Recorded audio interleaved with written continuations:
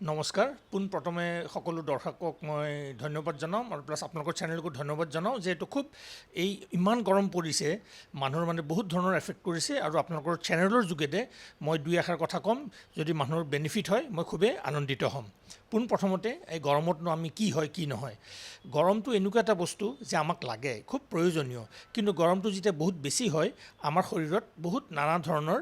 Unwanted effects কিছুমান হয় unwanted effects ক'ব গ'লে কি যেনেকৈ heat exhaustion heat cramps heat strokes স্কিনত এলাৰ্জিক ৰিয়েকশ্যন হয় পেট বেয়া হয় ফেটিক হয় নানা ধৰণৰ নানা প্ৰব্লেম হয় পোনপ্ৰথমতে আমি তাৰ পৰা কেনেকৈ বাচিব পাৰোঁ কাৰণ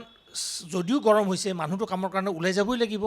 গতিকে ফাৰ্ষ্ট এণ্ড ফৰমষ্ট ইজ আপুনি কোৱাৰ দৰে আমি নিজকে হাইড্ৰেট কৰি ৰাখিব লাগিব হাইড্ৰেট কেনেকৈ কৰি ৰাখিম খুব চিম্পল বস্তু আমি পানী যদি খাওঁ পানীত নিমখ আৰু চেনি অলপ দি দিওঁ বা নহ'লে নেমু টেঙাৰ চৰবত কৰি বা কুঁহিয়াৰৰ ৰস যদি আমি খাওঁ ঘনাই ঘনাই যদি খাই থাকোঁ নিজকে আমি হাইড্ৰেট কৰি থাকিব পাৰিম নাম্বাৰ ওৱান নাম্বাৰ টু যিবোৰ কাৰ্বনেটেড ড্ৰিংকছ মাৰ্কেটত পায় আমি সেইবোৰ খোৱাৰ পৰা বিৰত থাকিব লাগে উই শুড এভইড কাৰ্বনেটেড ড্ৰিংকছ থাৰ্ডত আমি ৰ'দত যেতিয়া ওলাই যাম এট অল টাইমছ নিজকে ছানৰ পৰা আমি প্ৰটেক্ট কৰিব ৰাখিব লাগিব কেনেকৈ প্ৰটেক্ট কৰি ৰাখিম হয় এটা ছাতি ল'ম বা নহ'লে এটা ৱাইড ব্ৰিম হেট তাৰমানে যাতে আমাৰ গাত ছানৰ ডাইৰেক্ট ছানৰেজখিনি নপৰে চতুৰ্থতে আমি হাত দীঘল চোলা কটনৰ কাপোৰ আৰু লাইট কালাৰ্ড কাপোৰ যদি আমি পিন্ধোঁ টু এ লাৰ্জ এক্সটেণ্ট আমি হিটৰ এফেক্টছবোৰৰ পৰা বাচি থাকিব পাৰোঁ আৰু পঞ্চমতে আমি চাওঁ যে আমি যেতিয়া ৱাকিং কৰোঁ বা বেলেগ যাওঁ ছাঁ জেগাত যদি আমি থাকিব পাৰোঁ বা এয়াৰ কণ্ডিশ্যন জেগাত যদি আমি থাকিব পাৰোঁ আমি নিজকে হিটছৰ যিখিনি ছাইড ইফেক্টছ মই প্ৰথমতে কোৱাৰ দৰে হিট এক্সজশ্যন বা হিট ক্ৰেম্পছ বা ষ্ট্ৰ'ক বা পেট বেয়া হোৱা বা স্কিনৰ যিখিনি প্ৰব্লেম আছে সেইখিনিৰ পৰা আমি বাচি থাকিব পাৰোঁ আমি কিখিনি বস্তু আমি এভইড কৰিব লাগে ফাৰ্ষ্ট এণ্ড ফৰমষ্ট গৰমৰ পৰা অহাৰ লগে লগে আমি ঠাণ্ডা পানী খাব নালাগে গৰমৰ পৰা ঠাণ্ডাত সোমোৱাৰ লগে লগে আমি ঠাণ্ডা পানীতে গা ধুব নালাগে অলপ দেৰি আমাৰ বডি টেম্পাৰেচাৰটো কুল ডাউন হ'ব দিব লাগে তাৰপিছত আমি ঠাণ্ডা পানী বাহক কৰিব লাগে আৰু আমি আমাৰ ঘৰৰ ভিতৰত আমি বাহিৰৰ কথাখিনিয়ে ক'লোঁ স্কুল কলেজতো আমি কিন্তু ষ্ট্ৰেনাছ এক্টিভিটি ৰ'দত নকৰাটোৱে ভাল পি টি পেৰেড বা গেমছ পিৰিয়ড যিখিনি খেলা ধূলাৰ সময় সেইখিনি আমি নকৰাটো খুবেই ভাল আৰু ষ্ট্ৰেনাছ এক্টিভিটিলৈকে জিম কৰা মানুহসকল তেখেতসকলেও খুব বিৰাট যেতিয়া গৰম হয় সেইবোৰৰ পৰা বিৰত থাকিলে গৰমৰ যিখিনি বেয়া ইফেক্ট তাৰ পৰা কিন্তু তেওঁলোকে বাচি থাকিব পাৰিব ছেকেণ্ডত আমি কি খাব লাগে আমাৰ অসম আমি সকলোৱে খুব লাকি যে আমি অসমৰ নিচিনা দেশ এখনত আমি সকলোৱে জন্ম লৈছোঁ বা আমি সকলোৱে আছোঁ ইয়াত নানা ধৰণৰ coloured food vegetables fruits available আৰু বজাৰত গ'লেও আপুনি দেখা পাব ৰঙা ৰঙৰ বিলাহী গাজৰ বেগুনীয়া ৰঙৰ বন্ধাকবি ব্ৰকলি দেখিব পটল জিকা লাও ভেন্দি একদম ফ্ৰেছ ভেজিটেবলছ আছে গতিকে আমি মেক্সিমাম ফ্ৰেছ ভেজিটেবল যিমান পাৰোঁ আমি ইমান গ্ৰহণ কৰিব লাগে তাৰোপৰিও আমি ইয়াত মাছৰ উভৈ নদী মাছ সদায় এভেইলেবল ফ্ৰেছ ফিছ এভেইলেবল আমি মাছ যিমান পাৰোঁ সিমান খাব লাগে মাংস অলপ কমকৈ খালে ভাল কাৰণ গৰমৰ দিনত অলপ ডাইজেশ্যনতো অলপ প্ৰব্লেম হয় কিন্তু মাছ যদি খায় পৰিমাণ হিচাপত তেতিয়াহ'লে কোনো প্ৰব্লেম নহয় আৰু প্ৰথমতে কোৱাৰ দৰে নিজকে হাইড্ৰেট কৰি ৰাখক পানী খাওক চৰবত খাওক নেমু টেঙাৰ চৰবত খাওক কুঁহিয়াৰৰ চৰবত খাওক এইখিনি সৰু সৰু বস্তু যদি মানি চলে বা সাৱধানতা মানে মানুহে মই ভাবোঁ গৰমৰ যিখিনি ছাইড ইফেক্টছ বা বেয়া ইফেক্টছ তাৰ পৰা তেওঁলোকে বাচি থাকিব পাৰিব জাপানিজ এনকেফেলাইটিছ এটা খুব ভয়াৱহ বেমাৰ অলমষ্ট 100% মৰ্টেলিটি যাৰ হয় জাপানিজ এনকেফেলাইটিছটো কি বেমাৰ এটা ভাইৰাছ এইটো যিটো কি আমাৰ ব্ৰেইনত এফেক্ট কৰে ব্ৰেইনছত কিছুমান পৰ্দা থাকে মেমব্ৰেইন আমাৰ ডাক্তৰী ভাষাত মেমব্ৰেইনছ বুলি কয় তাত যেতিয়া ইনফেকশ্যনটো হয় সেইটো ইনফ্লেমেশ্যন হয় হৈ পেলাই এনকেফেলাইটিছ বুলি ট্ৰান্সফৰ্ম হয় what is encephalitis Japanese encephalitis মানুহ এজনক যেতিয়া ইনফেক্টেড মহে কামুৰিব যাৰ ভিতৰত এই ভাইৰাছটো থাকে কামোৰাৰ লগে লগে মানুহজনৰ গাত ভাইৰাছটো যাব যদি ভাইৰাছৰ লোডটো মানুহজনৰ ইমিউনিটিতকৈ বেছি হয় তেতিয়াহ'লে ভাইৰাছে বেয়া ইফেক্টখিনি আৰম্ভ কৰিব কিন্তু মানুহজনৰ যদি ইমিউনিটি ষ্ট্ৰং হয় ভাইৰেল লোডটো যদি কম হয় তেতিয়া মহে কামুৰিলে কিন্তু একো নহয় গতিকে আমি পোনপ্ৰথমতে আমি কেনেকৈ বাচি থাকিব পাৰোঁ আমি যিবোৰ জেগাত জাপানিজ এনকেফেলাইটিছ এণ্ডেমিক বা অৰ্থাৎ ৰেগুলাৰলি হয় সেই জেগাবোৰত কিন্তু আমি সদায় মস্কিটো বাইটৰ পৰা আমি নিজকে প্ৰিভেণ্ট কৰি ৰাখিব লাগিব আমি হাত দীঘল চোলা পিন্ধিব লাগিব শোৱাৰ সময়ত আমি কিন্তু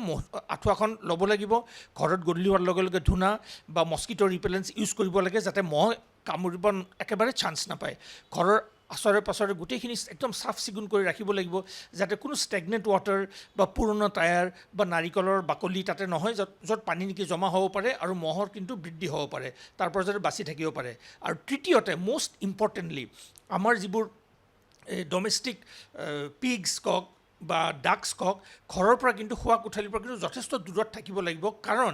এই বেমাৰটোৱে ভাইৰাছটো এই ডমেষ্টিকেটেড পিগছ বা ডাক্সৰ ভিতৰত থাকে। মহে যেতিয়া তেওঁলোকক কামোৰে সেই ভাইৰাছটো মহৰ ভিতৰত যায়, তাৰপিছত মহে যেতিয়া মানুহক কামোৰে ভাইৰাছটো মহৰ পৰা মানুহৰ গালৈ ট্ৰেন্সমিট হয়। গতিকে আমি এই চেইনটো যদি ব্ৰেক কৰি দিব পাৰোঁ নহয়, তেতিয়া কাৰো জেপানিজ এনকেফেলাইটিছ নহয়। আৰু মই কোৱাৰ দৰে সৰু সৰু যিখিনি মই উপায় ক'লোঁ সেইখিনি যদি আপোনালোকে ব্যৱহাৰ কৰে বা গ্ৰহণ কৰে, তেতিয়া আপোনালোকে জেপানিজ এনকেফেলাইটিছৰ পৰা বাচি থাকিব পাৰিব। তাৰ উপৰিও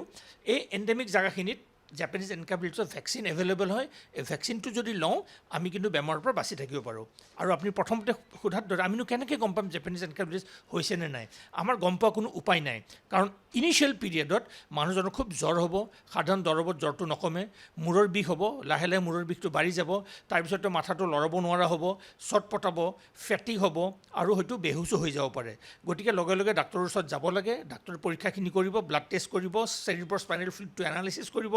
তাত যদি জেপানিজ এনকেফেলাইটিছ ভেক্টৰটো বা ভাইৰাছটো দেখা পায়, তেতিয়াহ'লে ডায়েগন'জ হ'ব এজ এ জেপানিজ এনকেফেলাইটিছ আৰু একৰ্ডিংলি ট্ৰিটমেণ্ট হ'ব। আজিৰ দিনত জেপানিজ এনকেফেলাইটিছৰ ডাইৰেক্ট ট্ৰিটমেণ্ট কোনো নাই। গতিকে চিমটমেটিকেলি ট্ৰিটমেণ্ট কৰিব লাগিব, মূৰৰ বিষৰ দৰৱ দিব লাগিব, উশাহ লোৱাত যদি অসুবিধা হয় তাৰে দৰৱ দিব লাগিব। কৰোঁতে লাহে লাহে in a due course of time মানুহজন হয়তো আৰোগ্য হ'ব পাৰে। কিন্তু মই প্ৰথমতে কোৱাৰ দৰে বেমাৰটো খুবেই ফেটাল, প্লাছ অলমষ্ট 60% মৰ্টেলিটি হয়। সেয়েহে আমি যদি নিজকে যদি মই কোৱাৰ দৰে যদি বচাই ৰাখিব পাৰোঁ, যিখিনি মই সৰু সৰু ষ্টেপছ ক'লোঁ, আমি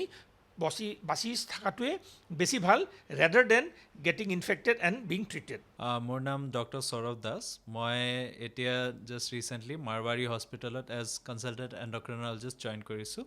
মই মোৰ MBBS জিপমাৰৰ পৰা কৰিছিলোঁ আৰু MD মেডিচিন আৰু DM এণ্ডক্ৰিনলজি এইমছ দিল্লীৰ পৰা।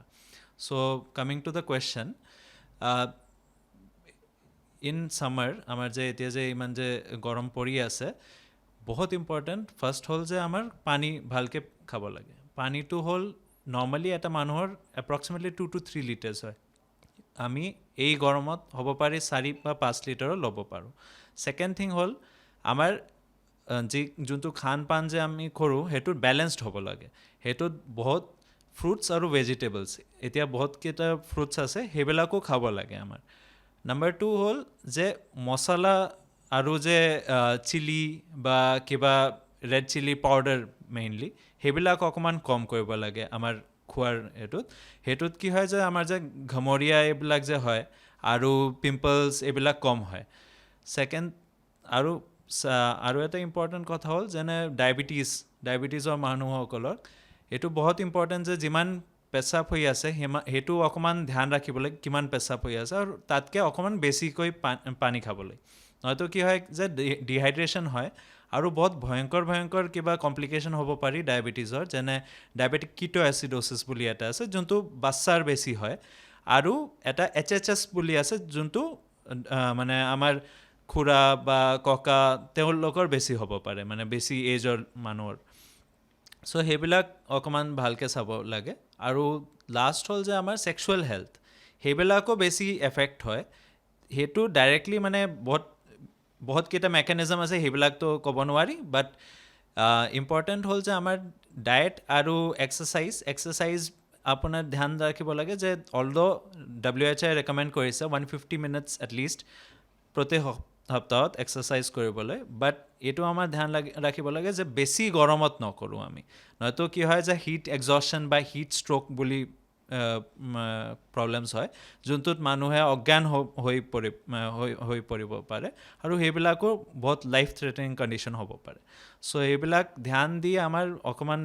সাৱধানে চলিব লাগিব। যিকোনো খবৰৰ বাবে যোগাযোগ কৰক 7099017330 লগতে 7099017110 নম্বৰত।